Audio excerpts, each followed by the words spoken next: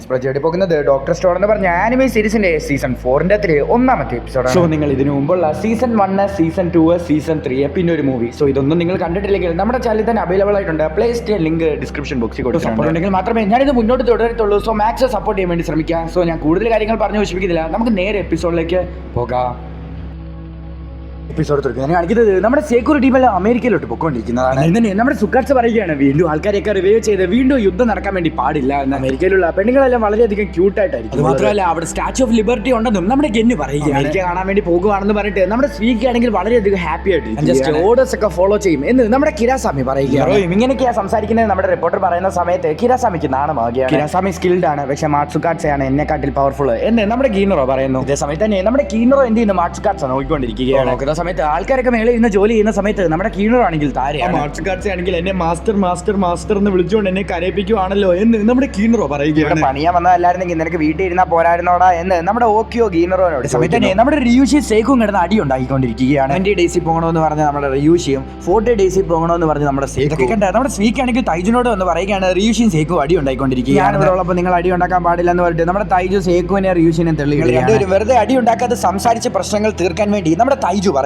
പ്രശ്നം എന്താന്ന് പറഞ്ഞാൽ ഏത് വഴിയിൽ കൂടെ അമേരിക്കയിലേക്ക് പോകണമെന്നുള്ളതാണ്. ടോക്കിയോയിൽ നിന്നാണ് നമ്മൾ അമേരിക്കയിലേക്ക് പോകുന്നത്. സോ ടോക്കിയോ എവിടെ ഇരിക്കുന്നു, അമേരിക്ക എവിടെ ഇരിക്കുന്നു എന്ന് ഗ്ലോബില് നമ്മുടെ സേക്കു കാണിച്ചു കൊടുക്കുകയാണ്. നമ്മുടെ റിയൂഷി പറയുകയാണ് സ്ട്രെയിറ്റ് ആയിട്ട് പോയാൽ എത്താനും പറ്റും, വലിയ ഡേഞ്ചറസ് ഒന്നും നമ്മുടെ വഴിയിൽ കാണാം. നമ്മൾ വളരെയധികം വേഗത്തിൽ പോവുകയാണെങ്കിൽ നമുക്കൊരു 70 ഡേയ്സിനുള്ളിൽ എത്താമെന്ന് നമ്മുടെ റിയൂഷി പറയുകയാണ്. നമ്മുടെ സേക്കു പറയുന്നത് ഷോർട്ടസ്റ്റ് ആയിട്ടുള്ള റൂട്ട് എന്ന് പറയുന്നത് ഇങ്ങനെ വളഞ്ഞു പോകുന്നു. 45 ഡേയ്സിനുള്ളിൽ നമുക്ക് അവിടെ എത്താം. ഗ്ലോബില് ഒരു ത്രെഡ് യൂസ് ചെയ്തിട്ട് നമ്മുടെ സേക്കു കാണിച്ചു കൊടുക്കുകയാണ്. ഏതാണ് ഏറ്റവും ദൂരം ഉള്ളത്, ഏറ്റവും ദൂരം കുറഞ്ഞത് എന്ന് നമ്മുടെ സേക്കു കാണിച്ചു കൊടുക്കുകയാണ്. നോക്കുന്ന സമയത്ത് സ്ട്രെയിറ്റ് ആയിട്ട് പോകുന്നതിന് വളരെയധികം നീള കൂടുതലും വളഞ്ഞു പോകുന്നതിന് നീള കുറവുമാണ്. സർക്കിൾ വരി നമ്മൾ വളഞ്ഞു പോകണമെന്ന് നമ്മുടെ സേക്കു പറയും. ലൈനിൽ പോകുന്ന സമയത്ത് അതിന്റെ കൃത്യമായിട്ടുള്ള പൊസിഷൻ നമുക്ക് അറിയത്തില്ല എന്ന് നമ്മുടെ റിയൂഷി പറയും. അല്ലേടാ ഞാൻ GPS ഉണ്ടാക്കി വെച്ചിരിക്കുന്നത്, അത് വെച്ച് നമുക്ക് അത് കണ്ടുപിടിക്കാം എന്ന് നമ്മുടെ സേക്കു പറയും. റിയൂഷി പറയുകയാണ് അതൊട്ടും സേഫ് അല്ല, കാര്യം നമ്മൾ ഈ റോട്ടിൽ ആദ്യമായിട്ടാണ് പോകുന്നത്. സോ അതുകൊണ്ട് തന്നെ കടലിൽ നമ്മൾ ചുറ്റിക്കൊണ്ട് തന്നെ സ്ട്രെയിറ്റ് ലൈനിൽ പോകുന്നതായിരിക്കും നമുക്ക് ബെസ്റ്റ്. ഞാൻ പറഞ്ഞതുപോലെ 40 നാൾ പോയാൽ തന്നെ ലേറ്റ് ആകും. നമ്മൾ വിന്റർ സീസൺ തുടങ്ങുന്നതിന് മുമ്പ് തന്നെ അവിടെ ചെല്ലണം, അല്ലെങ്കിൽ നമ്മളിപ്പോൾ പോകുന്നത് വെറുതെ വേസ്റ്റ് ആയിരിക്കും. നമ്മൾ കോൾ എടുക്കാൻ വേണ്ടിയാണ് അവിടെ പോകുന്നത്, കിട്ടുന്നില്ലെങ്കിൽ നമ്മൾ എന്തിനാണ് പിന്നെ അങ്ങോട്ട് പോകുന്നത്? രണ്ടുപേര് പറയുന്നതിലും ന്യായമുണ്ട് എന്ന് നമ്മുടെ ക്രോം പറയും. മുഖ്യം എന്ന് പറഞ്ഞ നമ്മുടെ റിയൂഷിയും കോഡ് മുഖ്യം എന്ന് നമ്മുടെ സേക്കും എന്ന് പറഞ്ഞാൽ അവർ രണ്ടുപേരും വീണ്ടും ഫൈറ്റ് ചെയ്തുകൊണ്ടിരിക്കുകയാണ്. നിങ്ങൾ രണ്ടുപേര് പറയുന്നതിലും കാര്യമുണ്ട്, അതുകൊണ്ട് തന്നെ സ്ട്രെയിറ്റ് ലൈനിൽ സ്പീഡിൽ പോകുന്നതായിരിക്കും നല്ലത് എന്ന് നമ്മുടെ കുഹാക്കു പറയുന്നു. സ്പീഡിൽ പോകുകയാണെങ്കിലും 60 ദിവസം എടുക്കുന്ന നമ്മുടെ സേക്കു പറയുന്നു.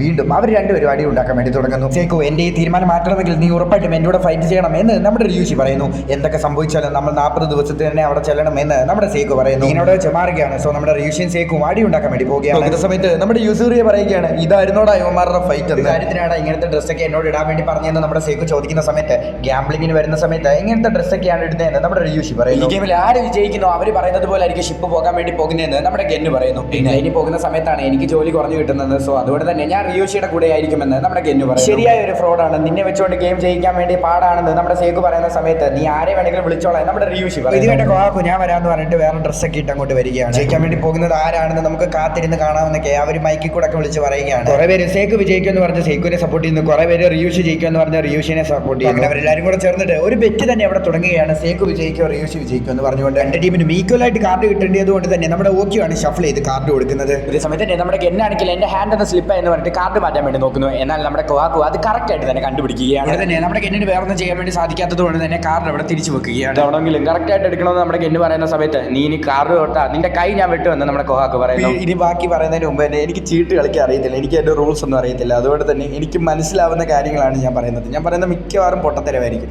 പിന്നെ ഇതും മെയിൻ സ്റ്റോറിയായിട്ട് വലിയ ബന്ധമൊന്നുമില്ല. സോ അതുകൊണ്ട് തന്നെ നിങ്ങൾ പേടിക്കൊന്നും വേണ്ട, ചീട്ട് എനിക്ക് കളിക്കാൻ അറിയത്തില്ല. അതൊക്കെ ഷഫിൾ ചെയ്തിട്ട് നമ്മുടെ സേക്കുന്റെ റിയൂഷിനും കാർഡ്സ് കിട്ടുകയാണ്. സോ അങ്ങനെ മാച്ച് ഇപ്പൊ തുടങ്ങാൻ വേണ്ടി പോവുകയാണ്. കളിച്ച് ഇപ്പൊ രണ്ടുപേരും ഈക്വൽ ആയിട്ടാണ് ഉള്ളത്. സോ ആര് വിജയിക്കുമെന്നെങ്കിൽ എല്ലാവരും നോക്കിക്കൊണ്ടിരിക്കുകയാണ്. ഫേസ് എക്സ്പ്രഷൻ കാണുന്ന സമയത്ത് നല്ല കാർഡാണോ പന്ന കാർഡാണോ എന്ന് കണ്ടുപിടിക്കാൻ വേണ്ടി പറ്റുന്നില്ലല്ലോ എന്ന് നമ്മുടെ സേക്കു പറയുന്ന സമയത്ത് തന്നെ നോക്കുന്ന സമയത്ത് നമ്മുടെ ഗെന്നാണെങ്കിൽ നമ്മുടെ സേക്കുന്റെ കാർഡിൽ ഷുഗർ ഇട്ടിട്ടുണ്ട്. സോ അത് നമ്മുടെ കൊഹാക്കു കറക്റ്റ് ആയിട്ട് കണ്ടുപിടിക്കുകയാണ്. ഞാൻ ഷുഗർ കട്ടായോണ്ട് മാറ്റി വെച്ചതാണ് എന്ന് നമ്മുടെ ഗെന്ന് പറയുന്നു. ഇതേ സമയത്ത് നമ്മുടെ ഗെന്നിന്റെ കയ്യിൽ ഒരു ബീറ്റയിൽ നമ്മുടെ ഷുഗറിനെയൊക്കെ കണ്ടു. ഗെന്നാണെങ്കിൽ ഒരു കാർഡ് മാർക്ക് ചെയ്ത് വെച്ചിട്ടുണ്ട്. സോ ഈ ബീറ്റയിലാണെങ്കിൽ ഷുഗർ കാണുന്ന സമയത്ത് ഇങ്ങനെ ചാടും. സോ ആ സമയത്ത് ആ കാർഡ് കണ്ടുപിടിക്കാനായിരുന്നു നമ്മുടെ ഗെന്നിന്റെ പരിപാടി. സമയത്ത് തന്നെ നമ്മുടെ സേക്കും കൊഹാക്കും വേറെ കാർഡിലൊക്കെ ഇങ്ങനെ ചെയ്തിട്ടുണ്ടോ എന്ന് ചെക്ക് ചെയ്തുകൊണ്ടിരിക്കുകയാണ്. സോ ഇതേ സമയത്താണ് നമ്മുടെ സേക്കും ഒരു കാര്യം സ്ട്രൈക്ക് ആകുന്നത്. നമ്മുടെ ഗെന്നാണെങ്കിൽ ഒരു ഡിസ്ട്രാക്ഷൻ ഉണ്ടാക്കിയിട്ട് ഈ സമയത്ത് തന്നെ നമ്മുടെ റിയൂഷി ആണെങ്കിൽ കാർഡ്സ് എല്ലാം മാറ്റി കാണുമെന്ന് നമ്മുടെ സേക്കുന് മനസ്സിലാകുന്നു. നോക്കുന്ന സമയത്ത് നമ്മുടെ റിയൂഷിയുടെ 4 കാർഡ് മാറ്റിയിട്ടുണ്ട്. ഇവിടെ വെച്ച് നീ എന്നെ ഡിസ്ട്രാക്ട് ചെയ്തിട്ട് വെച്ചിട്ട് നീ ആ കാർഡ്സ് എല്ലാം മാറ്റി എല്ലാ മെജീഷ്യനും ചെയ്യുന്ന ട്രിക്ക് തന്നെ എന്ന് നമ്മുടെ സേക്കു പറയുന്നു. വെച്ച 4 കാർഡ്സും എയ്സ് ആയിരിക്കുമെന്ന് നമ്മുടെ സേക്കു വിചാരിക്കുകയാണ്. 4 എയ്സ് ഉള്ളതുകൊണ്ട് തന്നെ നമ്മുടെ സേക്കുന് വിജയിക്കാൻ വേണ്ടി വളരെയധികം പാടായിരിക്കും എന്ന് എല്ലാവരും വിചാരിക്കുകയാണ്. സോ ഇതേ സമയത്ത് തന്നെ നമ്മുടെ സേക്കു കാൽക്കുലേറ്റ് ചെയ്യാൻ വേണ്ടി സ്റ്റാർട്ട് ചെയ്യുകയാണ്. തന്നെ നമ്മുടെ സേക്കു കാൽക്കുലേറ്റ് ചെയ്യുന്ന സമയത്ത് നമ്മുടെ സേക്കുന് ഒരു ഐഡിയ കിട്ടുകയാണ്. സോ അങ്ങനെ കളിക്കാൻ വേണ്ടി നമ്മുടെ സേക്കു ഫുൾ ഫോമിലേക്ക് വരികയാണ്. ഞാൻ ടോപ്പിൽ നിന്ന് 3 കാർഡ്സ് എടുക്കാൻ വേണ്ടി പോകുകയാണെന്ന് പറഞ്ഞിട്ട് നമ്മുടെ കൊഹാക്കു ആണെങ്കിൽ വേറെ സ്ഥലത്ത് നിന്ന് ഓരോരോ കാർഡ്സ് എടുക്കുകയാണ്. കൊഹാക്കുന് വളരെയധികം സ്പീഡ് ആയതുകൊണ്ട് തന്നെ വേറെ ആൾക്കാർക്കൊന്നും അത് കാണാൻ വേണ്ടി സാധിക്കില്ല. ചോദിക്കുന്നുണ്ട് നീ വേറെ സ്ഥലത്തൊന്നല്ലേ എടുത്തത്? അന്നേരം നമ്മുടെ കൊഹാക്കു പറയുന്നല്ല ഞാൻ മേളിൽ തന്നെ എടുത്തത്. സമയത്ത് തന്നെ നമ്മുടെ ക്രോമിനോട് സുക്കാർച്ച പറയുകയാണ് അവള് ടോപ്പിൽ നിന്നല്ല വേറെ പൊസിഷനിൽ നിന്ന് എടുത്താലും ഇവർക്ക് എന്താണ് പ്രയോജനം എന്ന് നമ്മുടെ ക്രോം ചോദിച്ച സമയത്ത് തന്നെ അവർ കാർഡ് വെക്കാൻ വേണ്ടി തുടങ്ങിയാണ്. സോ നമ്മുടെ റിയൂഷി ആണെങ്കിൽ 4 എയ്സ് ഒക്കെ വെക്കുകയാണ്. സോ അതേ സമയത്ത് തന്നെ നമ്മുടെ സേക്കു ആണെങ്കിൽ 4 റോയൽസ്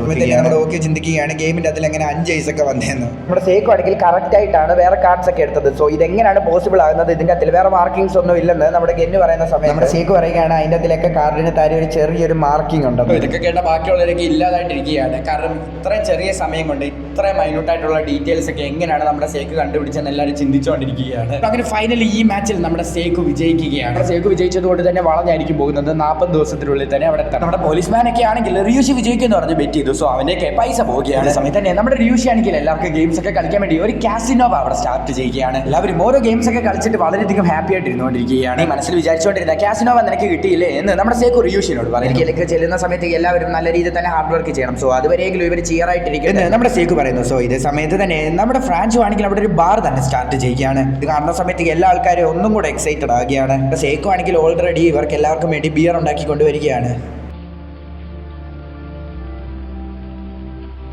ഇതൊക്കെ കിട്ടിയതുകൊണ്ട് തന്നെ എല്ലാ ആൾക്കാരും നല്ല രീതിയിൽ തന്നെ എൻജോയ് ചെയ്തുകൊണ്ടിരിക്കുകയാണ്. നമ്മുടെ മെയിൻ ആയിട്ടുള്ള ഗോൾ എന്ന് പറയുന്നത് തന്നെ കോൺ എടുക്കുക എന്നുള്ളതാണ്. പക്ഷേ റിയൂഷി പറയുന്നത് പോലെ പോയാൽ കോണിന്റെ സീസൺ കഴിഞ്ഞിട്ട് കോൺ എല്ലാം പോകും. പക്ഷേ നമ്മുടെ സേക്കു പറയുന്നത് പോലെ പോയാൽ കോൺ എടുക്കാൻ വേണ്ടി സാധിക്കും. പക്ഷേ ഡേഞ്ചറസ് ആയിട്ട് നമ്മുടെ ഓക്കെ പറയുകയാണ്. സോ ഇതൊക്കെ കേട്ടാ നമ്മുടെ ഗെന്നു പറയുകയാണ് സത്യം പറഞ്ഞാൽ സേക്കു വിജയിക്കണമെന്നാണ് ഞാൻ വിചാരിച്ചത്. പക്ഷേ തോൽവി എനിക്ക് നല്ല രീതിയിൽ തന്നെ നാണക്കേട് ഉണ്ടാക്കുന്നുണ്ട് എന്ന് നമ്മുടെ ഗെന്നു പറയുന്നു. പിന്നെ സേക്കു പറഞ്ഞതുപോലെ തന്നെ ഇവരെല്ലാവരും 40 ദിവസത്തിനുള്ളിൽ അമേരിക്കയിലേക്ക് പോയിക്കൊണ്ടിരിക്കുകയാണ്. ഇവിടെ വെച്ച് ഈ എപ്പിസോഡ് അവസാനിക്കുകയാണ്. നമ്മുടെ സേക്കു പറഞ്ഞ വഴിയിൽ കൂടെ പോയാലാണെങ്കിൽ കടലിൽ ഒരുപാടധികം പ്രശ്നങ്ങൾ ഉണ്ടാവും. കാരണം ഇവർ ഒരുപാടധികം വളച്ച് തിരിച്ചൊക്കെയാണ് പോകേണ്ടത്. മാത്രമല്ല കടലിൽ ഇവർ എവിടെയാണെന്ന് ഇവർക്ക് കറക്റ്റ് ആയിട്ട് അറിയത്തില്ല. സോ അതും ഒരു പ്രശ്നമാണ്. ഋഷി പറഞ്ഞതുപോലെ തന്നെ സ്ട്രേറ്റ് ലൈനിൽ പോയാലാണെങ്കിൽ ഇവർ ഒരുപാടധികം നാളെടുക്കും, 20 ദിവസം എടുക്കും. സോ ആ സമയത്ത് തന്നെ കോണിന്റെ സീസൺ കഴിയും. സോ അതുകൊണ്ട് തന്നെ അവർക്ക് കോൺ കിട്ടത്തില്ല. കോൺ കിട്ടാൻ വേണ്ടിയാണ് ഇവരിപ്പോൾ അമേരിക്കയിലേക്ക് പൊക്കോണ്ടിരിക്കുന്നത്. സോ അതുകൊണ്ട് തന്നെ സേക്കു പറഞ്ഞ വഴിയിൽ കൂടെയാണ് ഇപ്പോൾ ഇവർ പൊക്കോണ്ടിരിക്കുന്നത്. ഇനി എന്തൊക്കെയാണ് സംഭവിക്കാൻ വേണ്ടി പോകുന്നത് നമുക്ക് കാത്തിരുന്ന് തന്നെ കാണാം. സോ ഇനി എപ്പിസോഡ്സ് മുന്നോട്ട് പോകുന്നതനുസരിച്ച് സ്റ്റോറി നല്ല കിടിലൻ രീതിയിലായിരിക്കും പോകുന്നത്. സോ മാക്സിമം ഒന്ന് സപ്പോർട്ട് ചെയ്യാൻ വേണ്ടി ശ്രമിക്കുക. സപ്പോർട്ട് ഉണ്ടെങ്കിൽ മാത്രമേ ഞാനിത് മുന്നോട്ട് തുടരത്തുള്ളൂ. സോ ഇന്നത്തെ ദിവസം ഇത്രയേ ഉള്ളൂ. അടുത്ത ദിവസം അടുത്തൊരു വീഡിയോ ആയിട്ട് വരുന്നതായിരിക്കും. Bye bye.